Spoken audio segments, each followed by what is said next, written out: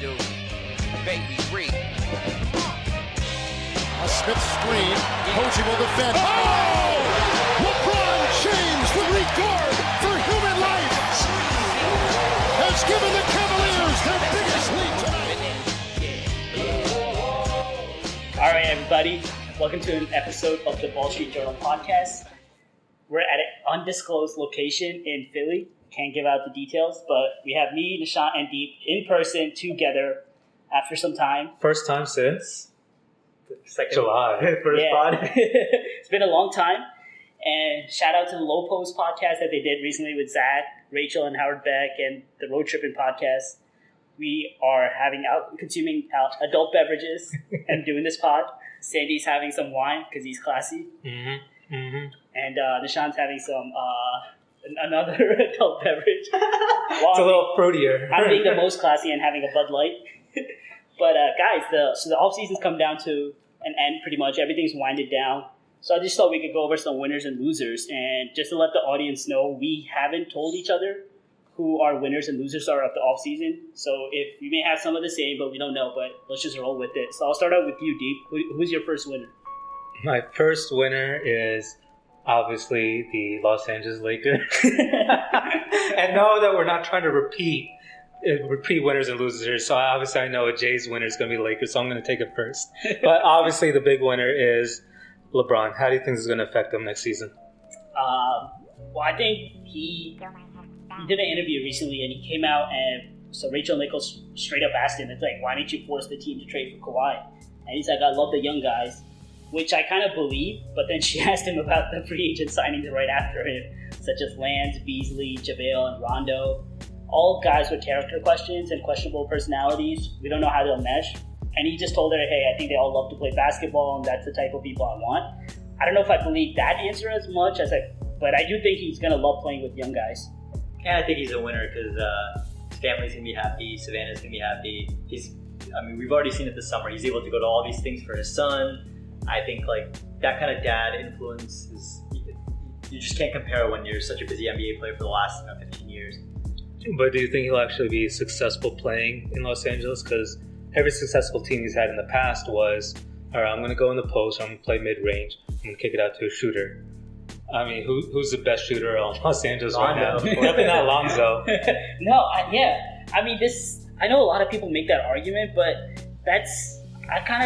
initially I agreed, but then as people kept saying it, I was like, I think we're not giving LeBron enough credit because we're saying LeBron only knows how to play one way. And I mean, this guy's probably first or second greatest player of all time. And we're just assuming he can only play one way, and he can't play in a new system, or he can't adapt to a system. I know everywhere he's gone, the system has become him, but he's never also had young guys like this, four talented young guys with Kuzma, Lonzo, Hart, and Ingram. Bobby Gibson? Wow, so disrespectful. He's never had four young guys like this, and I mean, we just have to see, right? We can't. I mean, it's initially, it's where's the shooters for LeBron? But you never know. You can always sign those shooters in the middle of the season. Last year, the Sixers picked up Ilyasova and Bellinelli off the buyout market. So your team's never complete in July. That's the thing. But we'll see. I mean, I'm excited. We don't know how it's going to be. I think there's still going to be rough patches. It's not going to be smooth sailing. I think the first season with LeBron on a new team is never smooth sailing. It's never off to a hot start. Yeah. Until January or February when they figure it out. And it makes sense because Magic was 2019 is the year. I mean, he probably knew LeBron was coming, but maybe nobody else. And so he said, 2019 is our year because, that's when they're going to try to attract some of the free agents. Yeah, I mean, the good part is all these contracts are 1 year, so. All right, Nishant, so who's your first winner? So my first winner is Russell Westbrook. I think there's a lot of said you're going about with player instead of team. Yeah. Okay. I think there's been a lot said about You didn't expect that. Out of left field. There's been a lot said about, players and being able to play with Russell Westbrook and wanting to play with Russell Westbrook. And that's the biggest thing, right? We've seen so many guys that he's butted heads with, whether it was Reggie Jackson or, the infamous KD situation. And probably even somewhat of the James Harden situation because they had to share a lot of the minutes. But finally, there's a guy who believes in him, believes in the brotherhood, and stayed, even though maybe it wasn't the best basketball decision. And I mean, unless OKC has something that I don't know about, probably wasn't the best life decision. But Paul George believes in it. Was there a better basketball decision for him to make? I mean, it's not like he was going to join the Warriors or Houston. he could have joined. I mean, he was a free agent. He could have done whatever he wanted. He could have taken a pay cut, He could have gone to. Well, no. So like basketball wise, I think OKC probably sets him up for the most success. More so I think than going to any the other. East probably Yeah, would I have mean, he could have very easily just slotted straight in there in Philly, played with Simmons and Embiid, and Could they actually afford him? yeah, they had a max spot available. They were actually ready to go after LeBron, and PG's a loser, man. Yeah, but Russell Westbrook, I mean, finally showing that he can keep talent around him, and for 4 years. and for 4 years. It wasn't a 1 year contract, yeah. But I mean, what I'm interested to see is now they also got the Thunder was actually one of my winners too. I know we said Russ, and part of the reason why I thought a winner was because of Russ and the fact that they somehow managed to trade Carmelo. Like they didn't even have to buy him, stretch his contract and buy him out and have him on the books for like 3-4 years coming up. They straight up traded him and got his contract off the books. They somehow convinced Atlanta to take his contract and they stretched him. And on top of that, decent point guard. They too. got Schroeder on top of that. I mean, he's also getting paid $15 million a year. Reggie Jackson number 2. That's what I'm interested to see. Now, can Schroeder? He's going to be a backup point guard, but I wonder if they can ever run lineups with maybe Schroeder, Russ, PG, Jeremy Grant, or Robertson and Adams. Like, I wonder if Schroeder and Westbrook can play together. Yeah. What's he actually good at? Shooter. He's good at driving the I mean, he's not the greatest shooter, but he's good at driving. You just straight up. I mean, every player kind of gets labeled something, right? As a point guard, you're either a shooting point guard, you're either a playmaking point guard. He's a scoring first, or he's a score first point guard. Okay, so that's what he is. So I don't know if it works best with him and Russ in the same lineup. But maybe you could get Russ off the ball, like back when James Harden used to run some of the offense, or when Reggie Jackson used to run some of the offense. I think this has actually been a perfect offseason for the Thunder and Russell Westbrook, because he's gotten some additional talent, young talent. Hopefully it'll work out with the situation, but you got to keep Paul George, which is like the most important thing. Yeah. But along the lines, while we're on the topic, my second winner is Carmelo Anthony. And the reason for this is this guy was able to make more money next year than he was, because now he's moving to Texas. There's no state tax. Oh, right, yeah. He gave up some money, with the buyout in Atlanta, but it was just the same amount that he's going to be getting. He gave up the veterans minimum amount. He knew he's going to sign. And so this guy's a straight up winner. Wait, he gave up $2 million in his buyout? Yeah. How much did the Nets give to Dwight Howard in his buyout? Like $8 million? Yeah, Dwight Howard gave up more than $5 million to that. He only gave up $2 million in his buyout, and now he's going to a state without state tax. He's going to be balling in money playing with one of his best friends. I mean, Carmelo Anthony's a winner. Yeah. And the best thing is he's going to a situation where all his competition kind of dried out. Ariz is gone.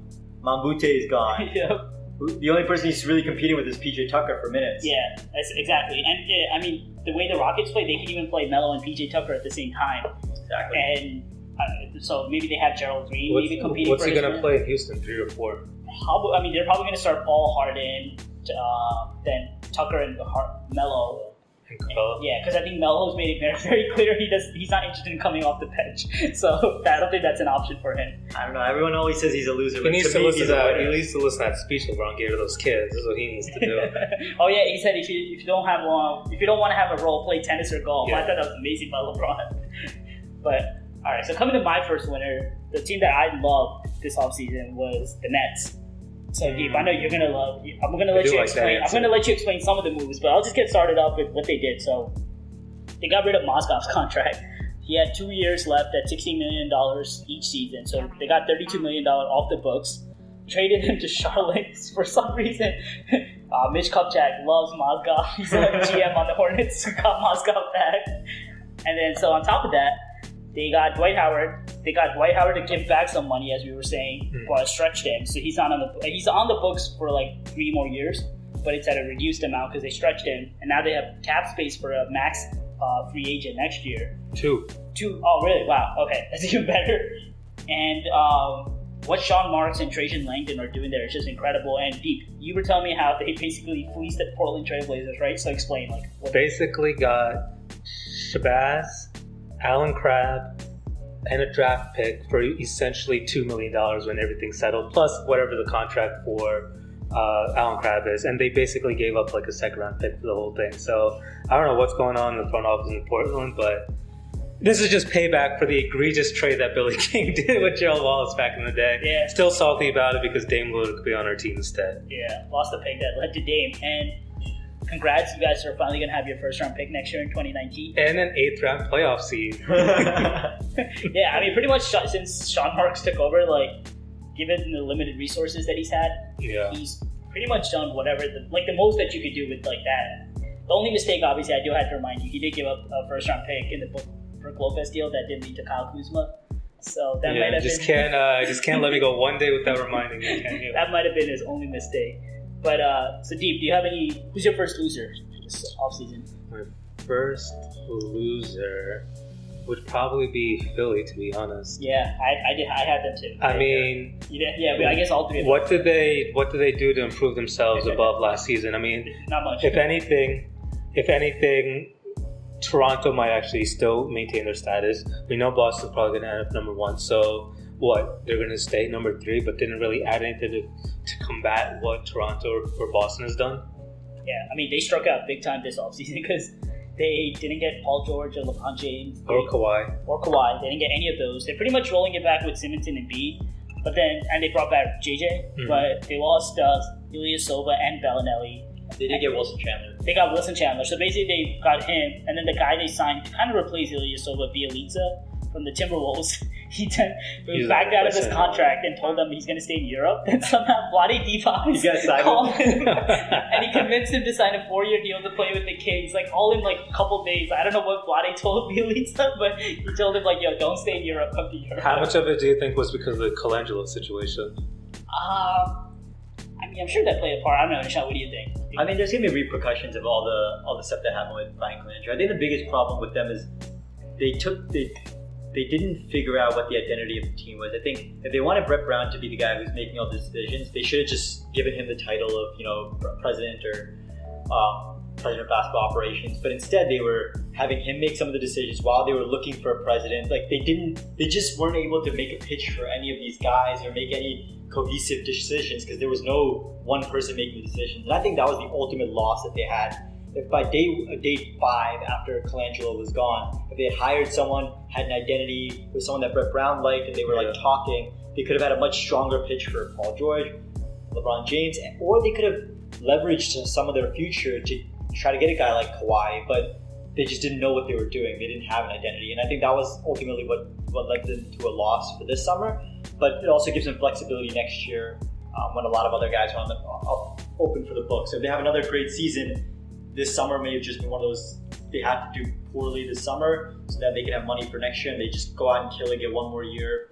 Embiid and Simmons like sort of maturing and being able to attract more of those guys in. I don't want to keep trashing the Sixers because they do have Markelle Fultz coming back. Good point. Yeah. For those of us who listen to the Philly sports radio, there have been a lot of good talks coming about Fultz coming into training camp. Yeah. So that just given how much he's played last season, this is a addition to their team more than anything. So for all we know, they could actually be better than they were last season. Yeah, no, that's an excellent point. Yeah, if Fultz is like the number 1 pick the guy that they thought he was when they picked him number 1, that's a major addition in itself because he pretty much gave them nothing last year. Except for that triple double. Oh yeah. And you never know. I mean, sometimes you could sign these big stars and it could stunt the growth of Simmons and Embiid. So maybe like it could be a blessing in disguise for them that the fact that you just let Simmons and Embiid keep growing because they seem like 2 bona fide superstars as long as they're healthy. Yeah, and if they got someone that was a big name that was a little bit older, their window for a championship would have shrunk, and now they still have unlimited potential going forward. So they're gonna have to sign Simmons in a season or 2? Yeah. So Embiid's already signed. Embiid's His new max extension starts this year. Yeah. So, but yeah, Nishan, who's your first loser? So my first loser is DeMar.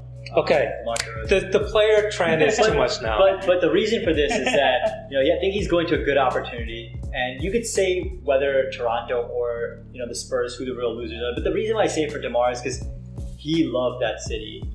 He loved that city for those 9 years that he was there. He never ever once questioned himself moving out of the city and moving away from his best friend. I mean, there's like always these reportings that like him and Kyle Lowry would be like working out together. They would like go home to their respective houses with their wives and their moms. They go home together. No, they would go home and then they would FaceTime each other while they were at their own homes. Like these guys were best friends, and like to split them up the way that it has. I mean, it's good that they have the summer. They're still spending a lot of time with Team USA, but next year is going to be very different for DeMar. And the reason why he's a loser is because it caught him off guard, but also he's leaving the life that he wanted to live, and it was nothing he did wrong in my opinion. Well, do you think he'll have more success in Toronto or in San Antonio? It depends on what you define as success. I feel like for him, championships were important, but also living a life that he enjoyed was equally as important. Okay, do you think he'll have basketball success in San Antonio, Toronto? I think in terms of his statistical numbers, he may take a little bit of a hit, but he's going to be in hopefully a better situation. But he's also moving to the Western Conference, so I don't see the Spurs getting out of the Western Conference, And so he may not have that first seed that he did with Toronto. I mean, Spurs last season were, 1 or 2 games out from the 4th seed? Yeah, I mean, the 3 through 8 was super bunched up last year. The Portland Trailblazers were the 3 seed with 48 wins, and But that's also DeMar not get them 2 extra wins that 9 games that Kawhi could get them? But that's deceptive because, they may finish as a 3rd seed, but does anyone really think they're going to make it out of the West? Does anyone think that they're going to be able to beat a Houston or let alone the Warriors? No one's beating them. That's a given. For the next 2 years, it's going to be Houston and Golden State. Nah, don't count out the Lakers. Oh. Don't say next 2 years. Okay, that's another conversation. Yeah, I mean, it just the guy didn't even take a meeting with his free agency hit. He didn't take a meeting with anybody else. There were rumors he may come back to LA to play for the Lakers, but he said, "I'm gonna stay in Toronto." I mean, granted, they also offered him. They were the only team that the max extent money. So, all right. So my first loser for this offseason was actually the Timberwolves. I'm not really liking the direction of where this team is going. So, what direction is that? Yeah. Good point. So first, Jimmy Butler, they offered him a contract extension. He refused it. And part of that is because he didn't make one of the All-NBA teams this year. So if he makes it next year, he can obviously make more money. So financially, it didn't make sense. But, I mean, at the end of the day, if he was committed to Minnesota, maybe he would have signed it. I feel like it's also because he's not fully committed there. There's rumors that he doesn't like the way that Karl-Anthony Towns and Wiggins play, their effort on defense, and just the way they prepare for games. Which, Jimmy's a super intense guy. Which is by playing Fortnite. Yeah, Jimmy's a super intense guy, and these two aren't they're young guys, and they're not preparing the way Jimmy wants them to. And then on top of that, they're already regretting the extension that they gave Wiggins last summer, 5 years, 140. That already seems like an albatross contract, unless Wiggins somehow improves or turns into a different guy than what he already is. We know he can score, but nothing else. What's the difference between him and Zach LaVine? I don't see anything. Isn't his defense supposed to be good? It's supposed to be good. I mean, he has all the intangibles, but he's not actually good at defense. Is it an effort thing, or? Yeah, I think so. I mean, you have Tibbs as your coach, so you should be able to play deep. At least know, he's being coached on how to play defense. Yeah. And he has all these physical tools, but and also when you're playing 40, 42 minutes a game, I mean, it's hard to put your effort on the defensive side. You use defense to kind of give yourself a breather. Yeah. And then the third part is they still haven't locked up Karl-Anthony Towns. I mean, this guy, so he was the same draft class as Devin Booker. Devin Booker's already signed his max extension, and Towns is a better player than Booker, and it's just weird that he hasn't signed an extension yet. There's rumors. I mean, he can't really leave even if he wanted to, because he's only going to be a restricted free agent next year, so the Timberwolves can match any offer. But I just find I don't know where that team is going. I feel like they're combustible at any point. Tibbs and the way he's coaching them, and I feel like they're not getting along. And then they brought back Derrick Rose for some reason, still not understanding why. I feel like Tyus Jones should just be the backup to Jeff Teague, but I don't know why. Tibbs obviously loves this guy. He's brought back Derrick Rose. So I think this is the stereotypical. We were talking about how Philly was a loser. I think this is a stereotypical situation. You had a young team with young guys, and then you had all these veterans come in, and the veterans aren't happy with the way the team is, whether it's Jimmy and Jeff Teague or the Sixers have brought somebody else in, and you can just see the complete explosion that the Timberwolves have had from a team that should have had a lot of success to a team that now has a very little promise. Exactly. So, all right, Deep, who's your second winner now? My second winner is, probably hate me for saying it, the Toronto Raptors.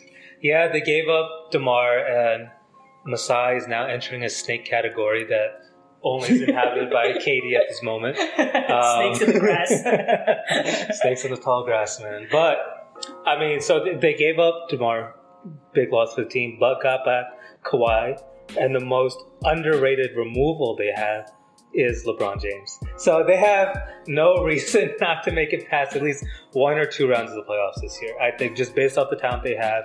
I don't know what this Nick Nurse coach is going to be doing. I don't know if he's any better than Dwayne Casey, but with supposedly better talent now that they brought in Kawhi Leonard, they should be an Eastern Conference Finals team. Yeah, I mean, provided Kawhi's committed there and he actually tries and he wants to play. And Kyle Lowry's still engaged. Yeah, that's a very good point. I don't know how Larry's going to react to this. Like, DeRozan was his best friend. And he hasn't said anything publicly so far. Yeah, and he still got to play out his contract, but it kind of, I feel like when you see your best friend get treated like that, it definitely has to affect you, and then it leads to like Lowry to have less trust in the Raptors himself, and like you said, a new coach there, no Dwayne Casey, so he's got to deal with the new coach, new teammate. But Nick Nurse is with the team, so it's not something completely new. That's a good point. Yeah. But yeah, I thought the Raptors will win it too, and the fact that they got Danny Green in that trade too. No one talks about that. Except for his brain injury. But I think they should have the same success, if not more success, than they've had last year. That's how I feel like. At least Kawhi's on the court. At least Kawhi plays and plays well. Unless they draw like the Celtics in the second round, which they lose the Celtics. That is. Well, the second round probably won't happen. If we're projecting 1 and 2 or at least 1 and 3, that's true. Yeah. That I don't. They're not going to see him at least until the third round. But it's still. I think it's a big win for the entire. Maybe that's a big winner. The entire Eastern Conference is a big winner that LeBron left. Yeah. I'm sure all these coaches and GMs in the Eastern Conference are doing jumping jacks now. All right. So who's your second winner? So my second winner, or my third winner, because we already went over the Lakers. We all had winners. Is the Golden State Warriors. And I think it's very easy for them. Bro, are you serious? It's very easy for them to be winners, and it's not because they got Boogie. Warriors keep winning. It's not because they got Boogie. It's because they were able to keep the team together. And I think every year that they were able to keep their core together is a win. Whether it's last year they were able to keep the core together. This year they re-signed KD to a 1-1. Whatever, they were able to keep the core together. As long as this core stays together, it's really hard for someone to beat them. But the other reason why I think that they're big winners is because I think the Rockets actually took a step back, and a lot of the Rockets' identity last year was without Ariza and without Mamute. I think a lot of their identity was defense, and they were the team that was kind of knocking on the door, being like, if there's anyone that's going to take out the Warriors, it'll be us. And so I think it was more of like an addition by subtraction for the other teams, and also like now they won't have to likely go up against LeBron. You're going to say that about Carmelo Anthony? What? Yeah. Addition by subtraction? Damn. yeah. So he's subtraction by addition. It's fine. The funniest part is it's like if the Rockets once they sign Melo, their odds of winning the championship actually goes down. Which is like absurd, but I mean Melo's not going to give you the defensive intensity. We know it. It is what it is, and so I think in that way the Warriors are winners, and he's got. And small little. We have a little situation now. Ajay's too inebriated. Ajay's drank a little too much Bud Light. Oh man, it's that good old Bud Light. Alright, continue. What were you saying? Small. Yeah, so I think that having Boogie on the team will give the core a little bit of rest, which I think help. At this point, the only thing that's going to stop them from winning the championship should be health. And so if they got another guy who can be on the court. You get Boogie on the court with 4 backup guys, and he could probably still put up points and give you numbers in order for you to win. Yeah. And so, I mean, how can the Warriors not be winners by keeping their team together? Yeah, I mean, speaking of, no one's talked about this yet, but they signed Jonas Jerebko, and I absolutely love that move. So, look, once again, smart ownership, smart management. They didn't sign Caspi and Nick Young last year to multi-year deals, so even though they both didn't really help them, they're off the books. And then they brought in Jonas Jerebko, who could be kind of a replacement to Caspi. And when the Warriors, they start resting their players and stuff, Jerebko can come in there, he can play multiple minutes, he can make 3, stretch 4, like that's exactly the type of player the Warriors love. And I was like, this is amazing. Like the Warriors just keep adding to their team. It's just Boogie, then Jerebko, because everyone only talked about Boogie, but I was like, wait, they got Jerebko too. All right, so my winners were the Nets. Then I had the Thunder. We talked about that, and then Ishan, you're gonna love this one. I love what the Knicks did this offseason. So this is what you should do when you're a team without cap space, like the current offseason, and you don't really your best player, like the Knicks, Porzingis, you don't know when he's gonna come back. And then the moves that they made, this is what you should do when you aren't going anywhere, but you just take like chances and swings. And their offseason was already a win when they picked Kevin Knox, who looked amazing in Summer League, and the prototypical player that we want in today's NBA, like a long, tall wing, can make threes, put the ball on the floor, and hopefully Fizdale coaches him on like how to play like great defense. and then a steal, it seems like, in the second round with Mitchell Robinson. Like, this is the guy who was committed to Western Kentucky, didn't play, so he fell in the draft. The Knicks snatched him up, 7-footer, blocking shots, looks like possibly like a Clint Capella. 2 great moves there, and then they took a 1-year deal with Mario Hezonja, and I feel like that's the moves you got to make when, like, it's been shown that when you take a player or sign a player off his rookie contract who was a former lottery pick, and you it's almost like a reclamation project on their second the deal. That's when they could sometimes just explode. So love that contract with Hezonja, and they still have Burke, Moutier, and hopefully Fizdale can coach and help out Neil Aquina. What do you think about the Knicks, Steve? I mean, the thing about the Knicks is that regardless of what they do in the offseason, they're not going to have any real success until Porzingis comes back, and I don't think that's going to happen this season. So whatever moves they did this offseason, while I agree they were good, I just can't call them a winner because they're not going to flourish until next season. Yeah, I mean, this comes back to what Deshaun was saying. It depends what you define success at, and if you want them to be a playoff team, they won't be that or like have wins. But say like they just didn't screw it up, so that's a win for them. Yeah, and which is a pretty good win for the Knicks. People are actually like in the first time talking about the Knicks like in a long time, having us like a sense of direction and a place to go. Like we're associating guys like Kyrie Irving and Jimmy Butler with the Knicks, which we haven't done in a long time. I'm just hoping the Knicks get good so we can get a Nets-Knicks rivalry again, because these Nets-Knicks games are brutal right now. Yeah, what do you think? I know you're always guarded about the Knicks and Sean, but did you like what they did? I mean, I think they did, like you said, the only thing that they could do, which is get cheap players, essentially have them play for a bigger contract. But the other thing is, if any of these guys are hits, they don't have too much flexibility in terms of keeping them if they want to go for a big superstar, which is always kind of the trouble. Like they got Hezonja, they also got Noah Vonleh, also another guy who's coming off his rookie contract. Right. I think they're great moves. I think that if these guys hit, maybe they'll have some loyalty and take a little bit less money.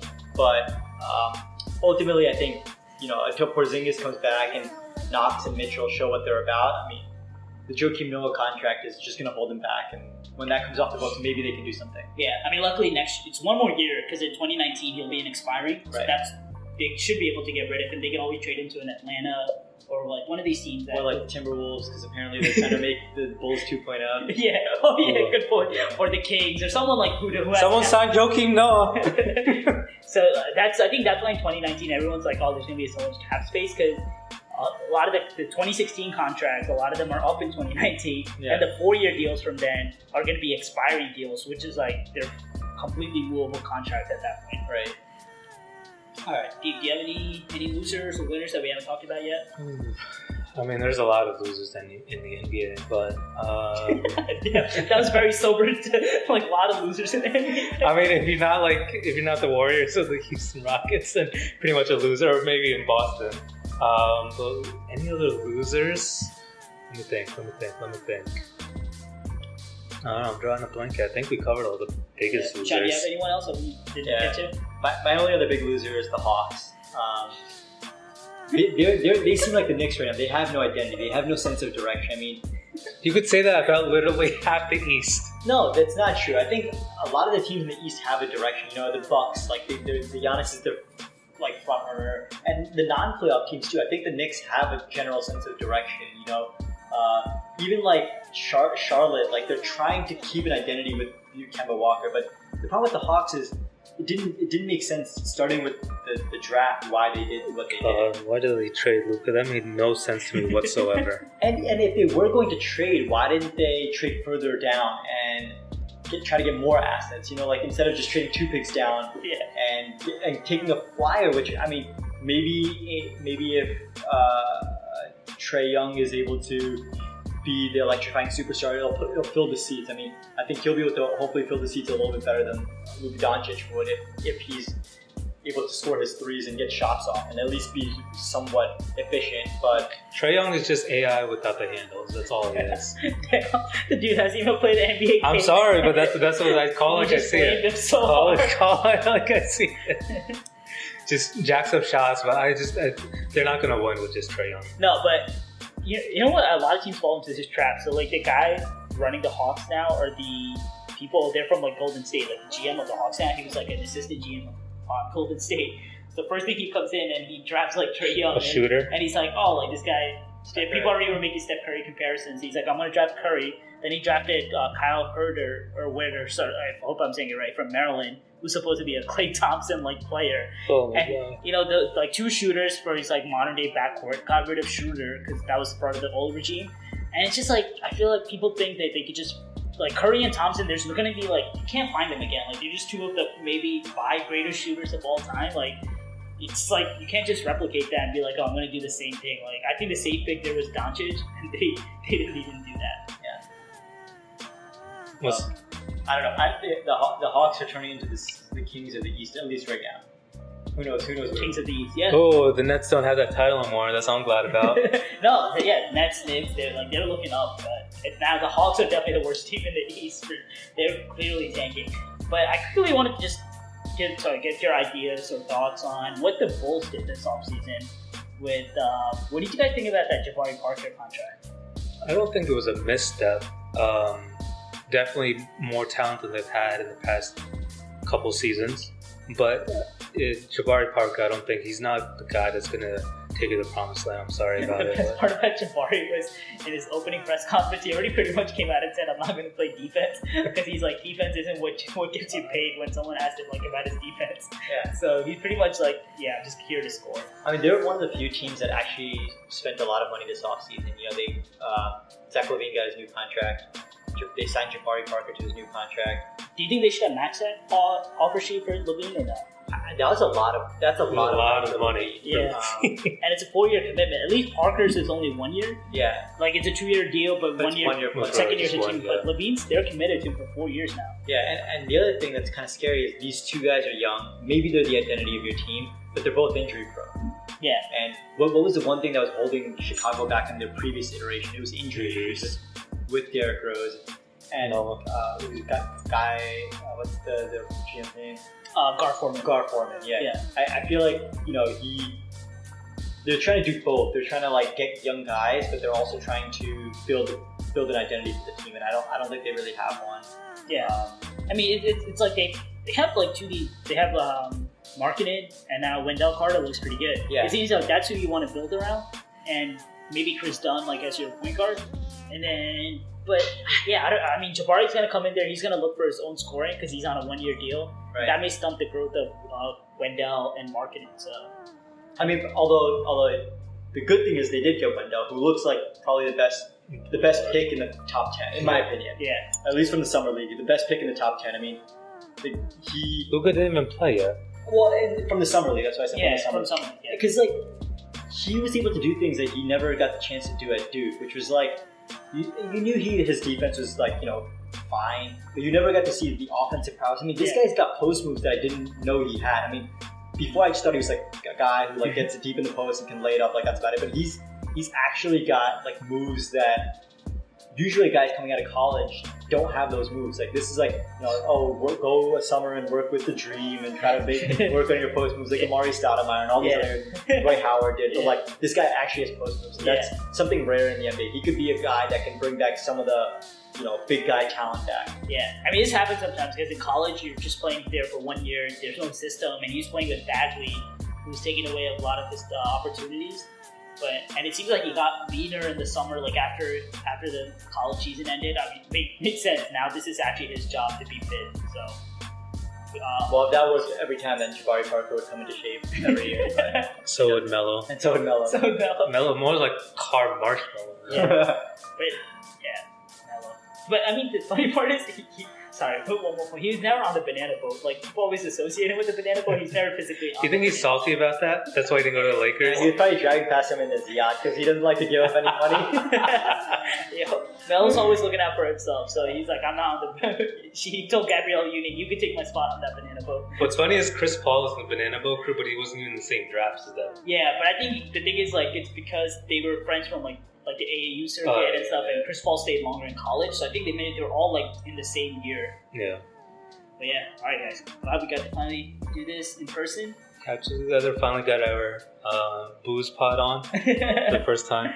Yeah, we've been talking about it, finally got to do it. All right, signing out on this pod. See you. There, guys.